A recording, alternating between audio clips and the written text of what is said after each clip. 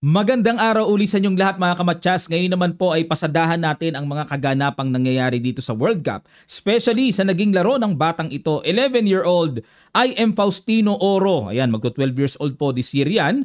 At ang kaharap niya dito ay si Grandmaster Ante Barkic ng Croatia. Ayan. Matapos nga pong matabla ang kanilang 2 standard games, ay humantong sila sa tiebreaker games at humantong sila sa ikatlong tiebreaker na ang time control dito ay 5 minutes plus 3 seconds increment na. Kapag nag-tied sila, bibiyakin sa 3 plus 2. Pag nag-tied pa rin sila, Armageddon na yung panglima. Pero sa 5 plus 3 pa lang, nagkapisakan na sila mga kamatsas. Hindi na humantong sa dalawang tiebreaker games pa. Okay, bago tayo magsimula, i-anunsyo ko lang po na ongoing ang registration ngayon ng second edition Kamatsas Friday nights natin na ginagawa natin sa Liches. Mag-register na po kayo mga kamatsas. Meron tayong mga prizes, 2,000 ang champion, 1,000, 500, etc. etc. Kayang-kaya nyo pong mag-register mga kamatsas. Ang link ay nasa comment section at nasa description below lang. Register na po kayo. Ang ginawa dito ni Fausti, Knight F3. Nag-C5 naman si Barkic at nag-C4. Barkic pala. At pinasok ang tinatawag na symmetrical English. Yun nga lang po, ang symmetrical na ito ay hindi pina-D4 ang puti. Nagdi-D4 kasi yan eh. Pinigilan kagad ni Barkic at nag-E3. Ayan, para sasalubungin ng D4. Knight F6. D4 sinalubong na. Capture. At nag-E4. Knight G5 at nag-Bishop B4. Ayan, may makikita po kayong mga mangilan-ngilan na pinapakita ko po sa inyo yung video ha. Mangilan-ngilan lang po yun kasi agaw clip lang. Para kahit paano mas mapalaman ang video natin. Bishop B4, ayun, at pressure. Nag-D5, kinapture lang para madamage kahit paano as double pawn. Nag-Knight E5. Nag-Queen D4, inatake ang Knight sa E5 at nag-D6. Ayun mga kamatsas. At ang novelty po dito, yung Queen D4, wala sa libro. Ang nasa libro palagian ay Bishop A3 para pigilan ang black na makapag-castling. Pero nag-Queen D4, D6, Knight takes E4, takes at nag-castling, Bishop E2 syempre immediately, kailangang makapag-castling na kagad mga kamatsas. Nag-Bishop D7, umangat lang. Okay, mukhang normal naman pero binigyan ng bad move ang tira na yan. Ang gusto po ng computer ay diretsong Rook E8. Yan din ang very natural na nakikita ko. No, Rook E8 kasi lalo na nandyan ng Queen, di ba? Pero nag-Bishop D7 muna, castling, Rook E8, nag-Queen D4, umilag, at nag-B6 para walang push C5 at ma-maintain ang pagkapangit ng pawn structure ng puti. Nag-F4, inatake na ang Knight, Knight G4 at nag-Bishop D3. Ayan, hanggat maaari, alam ni Fausti na advantage talaga kapag Bishop pair. Kaya ayaw niyang exchange yung Bishop sa Knight ng ganun-ganun lang. Nag-Bishop D3 lang siya at nag-Queen C8.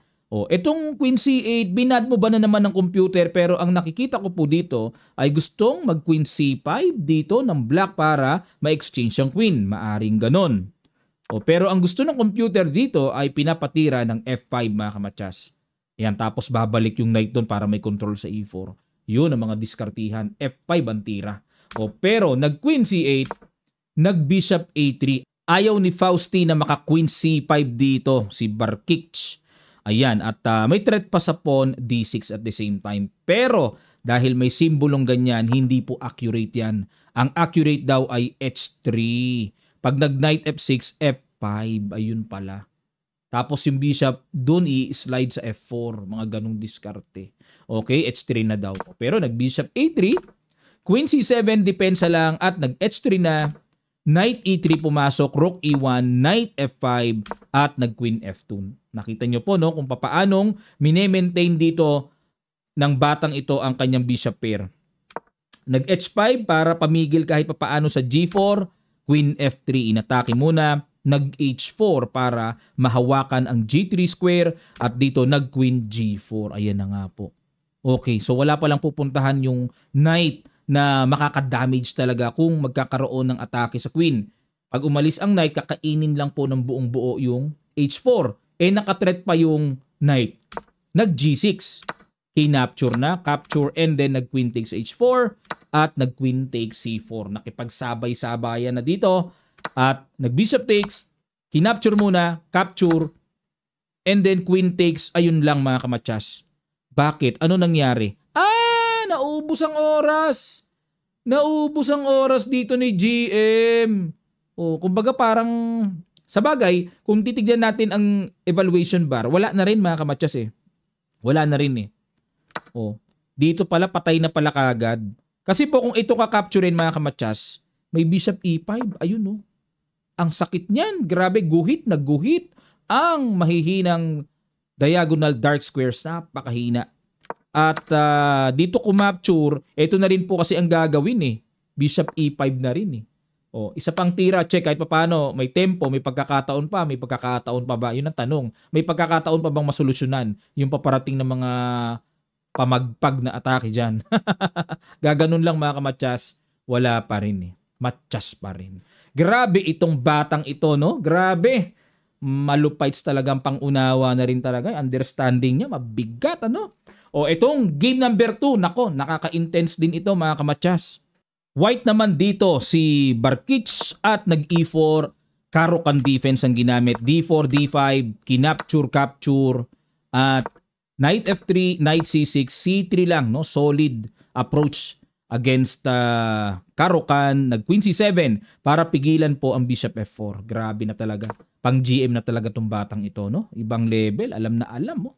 Pinipigilan kasi yung Bishop doon eh. Nag-C4 si GM. At yun nga lang, galing na siya sa C3, nag-C4. Aba, medyo kakaiba. Napa E6 dito para suportahan ang D5, Knight C3, kinapture. Ayun, at yan naman po ang novelty, wala sa libro. Bishop B4 pala ang palagi ang ginagawa dito. Ayan, may lumilipad pa.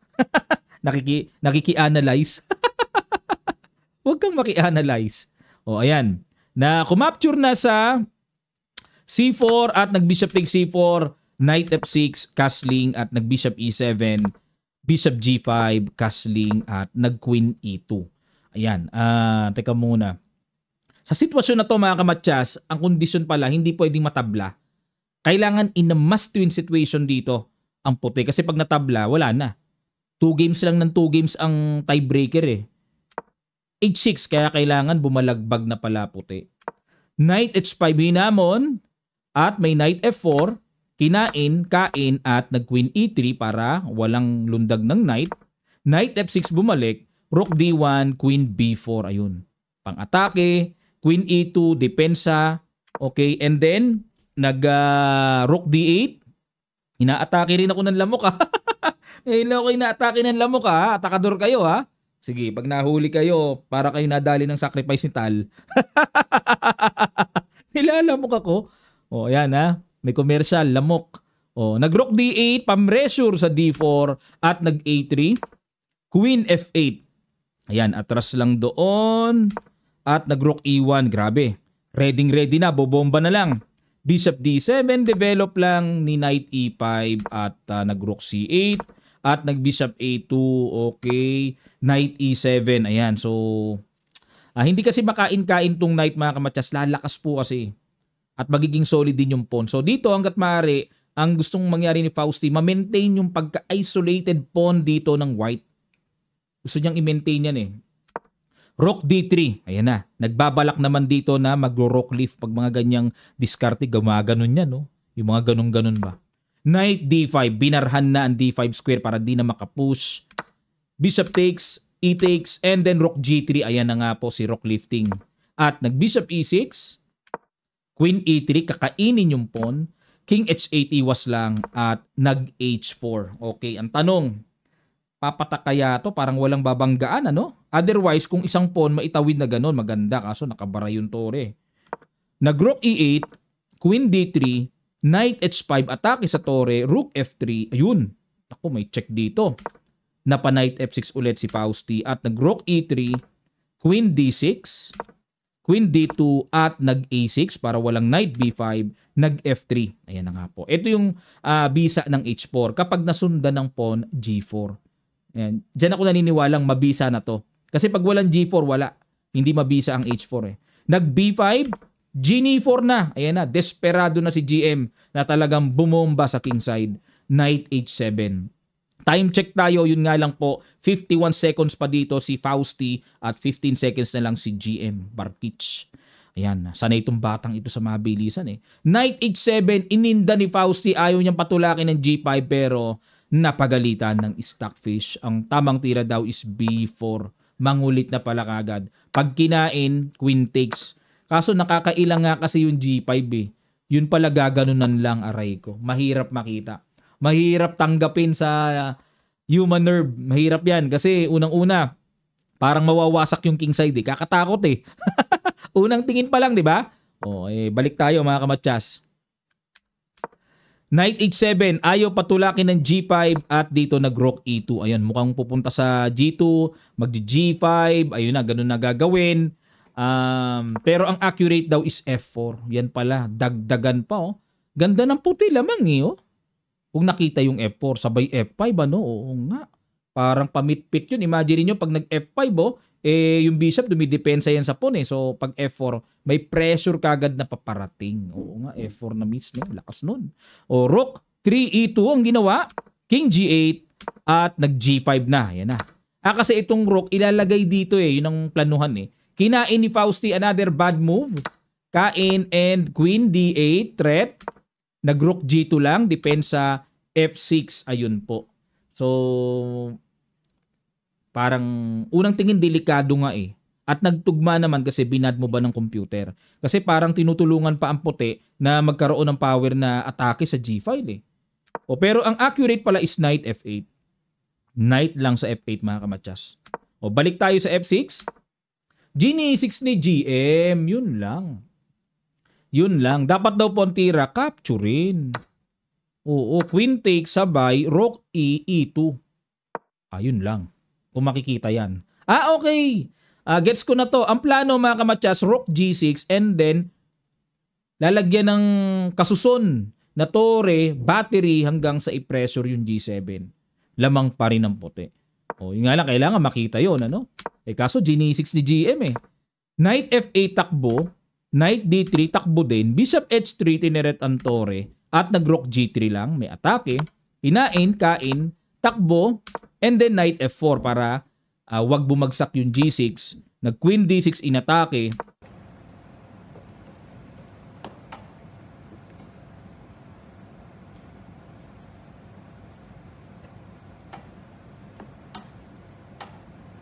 At nag-Queen D2. Kinapturan. Ayun mga kamatsas, ano? Pag-capture dito ni Fausti, ang ginawa, boom. Ayan. Napanood nyo sa video, no? Tapos, itong batang ito, patingin-tingin ng ganun eh. Patingin-tingin eh. Ayan, no? Nakainan lang eh. Akala niya kasi kung knight, may capture sa rook. Pagkain dito, kain. Pag-check kasi dito, may queen G2. Pero nag-rook E8 na lang. Ayun, para maka-control dyan. And then, Knight F4, bumalik. G5, Knight E2, King G7, Queen E1. Ayun, another bad move by GM. Dapat daw pontira ay King G2. Oo nga, ito yung mas natural. Pagka Rook H8, may Knight G3 na. King G2 muna. Mas okay ang puti. Dalawang knight yan eh. Queen E1, nag-rook E3, inatake ang pawn F3, Queen F2. Rook E8, sa bagay, 5 seconds and 6 seconds, wala na, dying seconds na lang. Dying na to mga kamatsas. So, Knight G3, may sundot doon, Queen E6 para walang check, and Knight E2, another bad move. Dapat daw pawn tira ay King G2. Grabe, kahapon pa pinapatira tong King G2, no? Hindi matira-tira. Knight C2, King F7, F4. Ayun, para magkaroon ng bukasan, pinasukan po ng Reyna para nakakailang. Annoying tong Queen G4. Pero accurate na usapan, Queen E3. Equal pa rin naman. Pero nakakatakot kasi yung palit-palit. Parang hindi mo maanihnag na sigurado yung black na mahuhold as equal eh. Dalawang knight yan eh. Medyo nakakatakot din. Queen G4 ang ginawa, FG5. Ayun po. So wala na kasing oras. King F1 ang accurate. Kinain, kain, And then nag-Queen H2. Ayun, dito nag-blunder mga kamatsas. Ayun, dapat daw ang tira is King F1. Yan, o kaya Knight F4. Yan ang mga safe. Pero dahil in a must-win situation dito si GM, pilipit na rin talaga, pilipit. Queen H2, naghahanap siya ng mga sundot-sundot. Ayun, dito mga kamatsas, may ginawang brilliant ang batang ito. Na pagkatira nun, grabe siya katingin ng tingin. Panoorin niyo yung clip na sinisingit ko. Okay, pero pakiguess nyo ano yung ginawa dito ng batang ito na talagang unexpected. Sa ilang sandali lang, tutuloy kagad natin. Start.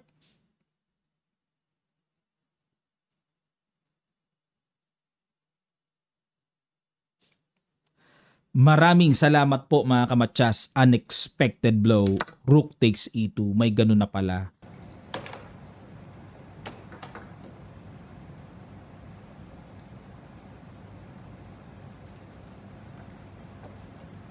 Hindi pwedeng capturein, nakapin. Pag kinapture ng queen, may capture dyan. At kapag kagumanyan, check doon. And then, halimbawa, mag-king G2, wala na. Pag pumunta dito, kakainin lang with check pa.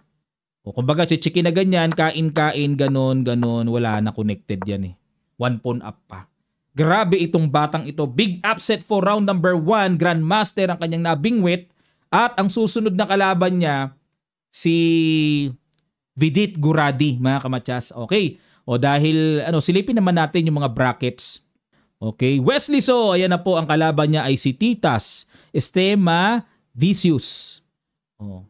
Sa atin, pag tita, isa lang. Titas. Sabay ganun eh.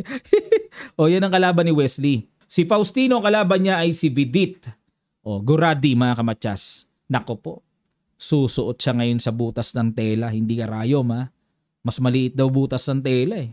O, Vidit na kalaban eh. Ng India. Nako po. Pagkabigat-bigat veterano yan. Pag yan nalusutan pa ni Fausti, ay nako talaga grabe. Palakpakan ng buong bansa sa kanya. Yung bansa nila. O yan po ang balita dito sa katatapos lang na round number 1 at mag-aabang naman tayo sa panimula ng round number 2 mga kamatsas, especially tutukan natin si Wesley So na palagi nating inaabangan mga kamatsas. Dalawa lang yan, matutuwa ang mga fans or lalabas ang mga bashers niya na magsasabing, si Tabletas boy. Yung iba naman, yes! Ako, isa na ako sa nag-yes kay Wesley. Siyempre, isa ako sa mga fans ni Wesley. Okay, maraming salamat po mga kamatsas. Magkita-kita pa tayo sa mga susunod pang chess updates.